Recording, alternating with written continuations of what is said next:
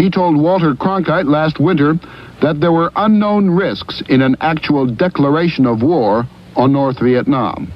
I didn't ask for a declaration of war because I didn't know what treaty China might have with North Vietnam, or Russia might have with North Vietnam. The communists have these agreements among themselves. And if we declared war against North Vietnam, that might automatically declare war against China and bring them in, trigger the thing, or the Soviet Union. The president, you remember, was in the midst of a campaign for the presidency. His platform was, I'm against the widening of the war. He used to say in his speeches, I am not about to send American boys to Asia to fight the battles that Asian boys should fight, and similar statements. Barry Goldwater was supposed to be the warmonger and the hawk. And this is one reason I was taken in. I was supporting the idea of Johnson. So a declaration of war is just the opposite of what this was represented to be. This was a resolution to prevent a war. Now, I think if he'd come in for a war, the country would have been shocked. I don't think they had any idea of going to war in this way.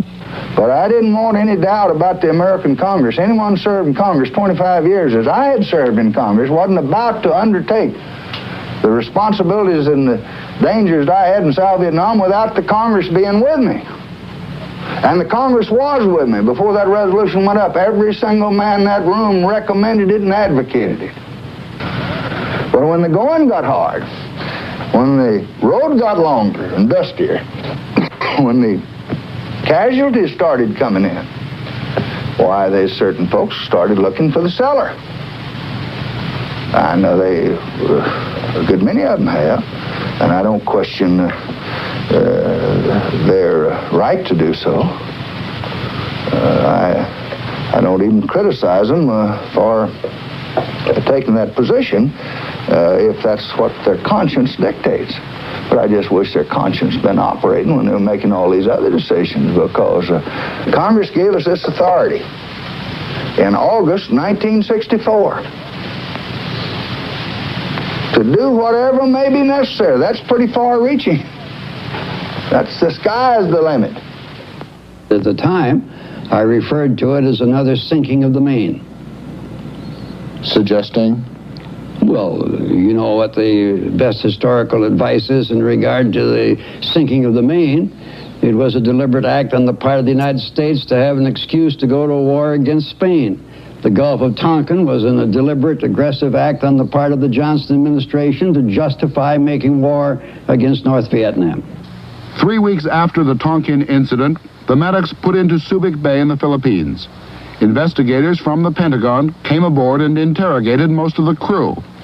Testimony only of those who thought they had seen enemy action was later presented to the Fulbright Committee.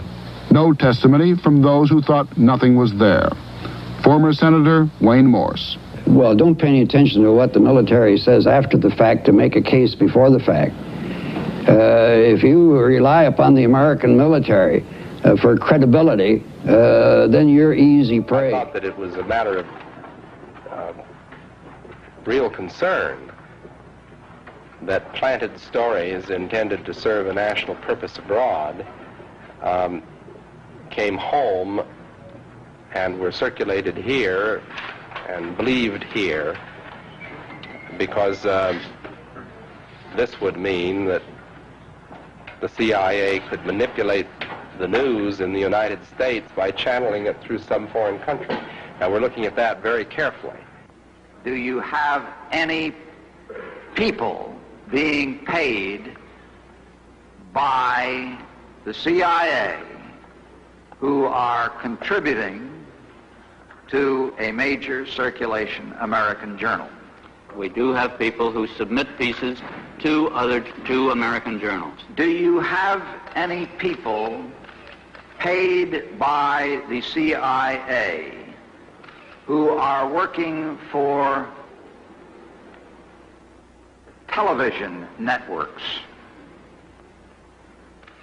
This, I think, gets into the kind of getting into the details, Mr. Chairman, that I'd like to get into in executive session. At CBS, we had been contacted by the CIA. As a matter of fact, by the time I became the head of the whole news and public affairs operation in 1954, relationships had been established, and I was told about them and asked if I'd carry on with them. We have quite a lot of detailed information, and we will evaluate it, and we will include any evidence of wrongdoing or any evidence of impropriety in our final report and make recommendations. Do you have any people being paid by the CIA who are contributing to the national news services, AP and UPI?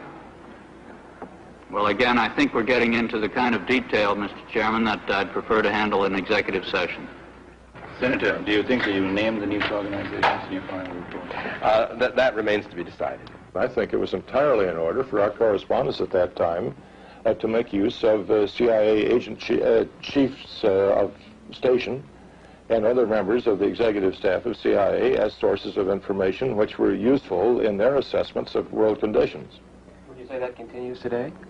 Well, I would think probably for a reporter it would continue today, but because of all of the revelations of the period of the 1970s, it seems to me that a reporter's got to be much more circumspect in doing it now, or he runs the risk of at least being looked at with considerable disfavor by the public. I think you've got to be much more careful about it.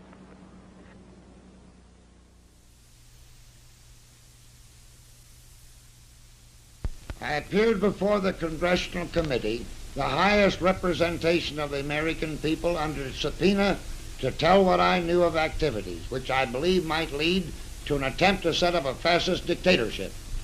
The plan as outlined to me was to form an organization of veterans, to use as a bluff, or as a club at least, to intimidate the government and break down our democratic institutions.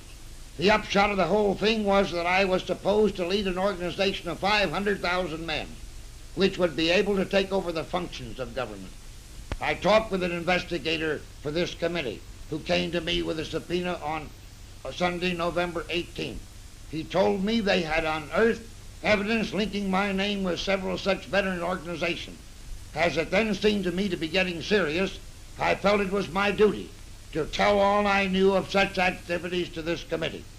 My main interest in all this is to preserve our democratic institutions. I want to retain the right to vote, the right to speak freely, and the right to write. If we maintain these basic principles, our democracy is safe.